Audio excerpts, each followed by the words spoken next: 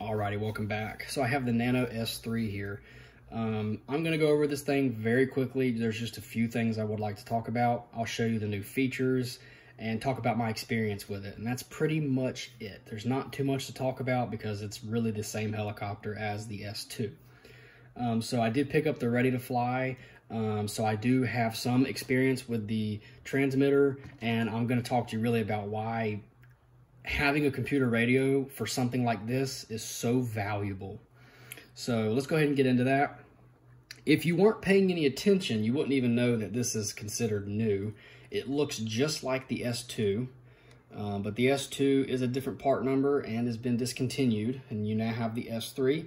They kept the same canopy and the helicopter is pretty much the same. The only thing is they added telemetry and that they tweaked the flight controller a little bit, and that's pretty much it. The transmitter is the MLP6. It's the same transmitter. It does have a Spectrum logo up here instead of an E-flite, and they added some new colors as far as the LED goes. You have like red, green, and blue, and yellow. So that's a little bit different as well. But other than that, it's the exact same thing. You do have a 3-position switch and a panic button. You have a dual rate if you push down the right stick, and binding is the same as usual. You push down the left stick, turn it on, and then go left and hold it until the helicopter initializes. So all that stuff is the same, but the only thing that may be different, and I'm not 100% sure, I think the LEDs on this transmitter will show battery voltage. Depending on the color that it shows will depend on your battery voltage on your transmitter. The old ones may have had that. I'm not sure. But like I said, I didn't read into it too much. I apologize for not knowing. But I do not think that the lights correspond to the helicopter voltage. I think it's only to the transmitter voltage. So now let's go over what else you get with the helicopter. Of course, you get the USB Lipo Charger, and you get a 150 milliamp 1S, the same combo that they've been using for years. I do recommend picking up some more. They're only $5 a piece, at least at my local hobby shop. And there is the part number, just in case you want to get that. Okay, so let's move that out of the way. You've seen the helicopter, and now we're gonna go over the flight modes that you get with the Ready to Fly transmitter. You only get 2. So here's your 3-position switch. Your 0 is your throttle hold. Position 1 is safe and stability Z. And then position 2 is just full 3D, no safe. And then you have your panic. That's it. So if you are able to bind your Nano S3 up to a computer radio, you actually gain another flight mode. And this is really why getting a computer radio really shines, especially for this helicopter in particular. So we're going to go ahead and cut on my DX9 here, and we'll go ahead and plug up the helicopter.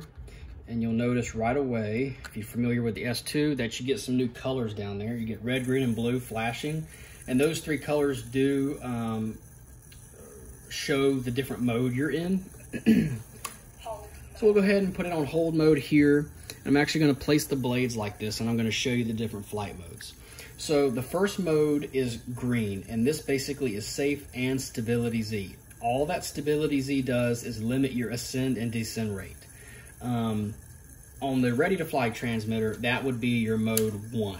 So that's the only flight mode you get that has safe on it. On the bind and fly, or with a computer radio I should say, you get an extra mode, which is the blue mode. This is the mode you don't get with the Ready to Fly, and funny enough, this is one of my favorite modes. So it basically has safe just like the green mode does, but it does not have stability Z. So you get way more collective input without it limiting your collective rate. Then you have, of course, your red mode. And as you can see there, each mode gives me more collective pitch, at least in one direction. And I say that because the difference in collective from blue to red is only, there's only a difference with negative pitch. So if I go to positive pitch, there's no differences between blue and red. So that's your maximum positive pitch. There is a difference in green, however. So let's start off here. This is your full collective range you get in green. which does have stability Z. Flick it to blue, way more collective range. And when you flip it to red, you actually only get a little bit more negative collective in red. You get the same amount of positive collective between blue and red, but you do get more negative collective between blue and red. So that's pretty much the flight modes. Being able to go into your computer radio and mess around with adding, expo and toning down your rates. This is what really just helps out so much. And being able to fly with much higher quality gimbals, that's what really sets this helicopter up to just have a great time. Without it, I don't even know if I would have bought it. So if I knew I couldn't bind this up to my DX9, I probably would not have purchased this helicopter, because I did have quite a hard time flying on this radio. It was pretty difficult. Now on safe it's easy, but when you're trying to fly this helicopter in 3D mode, it's just very tough with these little toy grade transmitters. So if you're gonna buy this, you can fly 3D on this transmitter, and I did. I successfully flew. I did inverted. I did all kinds of little, lightweight stuff, but it's very tough on this thing. If you're wanting to fly 3D on this helicopter, I really highly recommend getting something like this. It makes it so much easier. So let's take a look at what you get as far as telemetry goes. And that's it. That is your telemetry. The 32 degrees Fahrenheit is definitely not right. You don't get temperature. I guess that's just a default setting. The only thing you get is volts. That's it. So I'll set the helicopter up right here, and I will go into normal mode, and I'll run up the helicopter just a little bit. And you can see right there, it drops down to 3.9 volts. Hold mode. So yeah, that's the telemetry. Just battery voltage through the ESC. You don't get anything else. So yeah, that's pretty much it. It's kind of redundant though, because this helicopter will flash red when it's dead, and most of the times I can see that and I land it. And not only that, this helicopter, most of the time, if it does die in the air, it just falls back and plops on the ground. It's really not a big deal.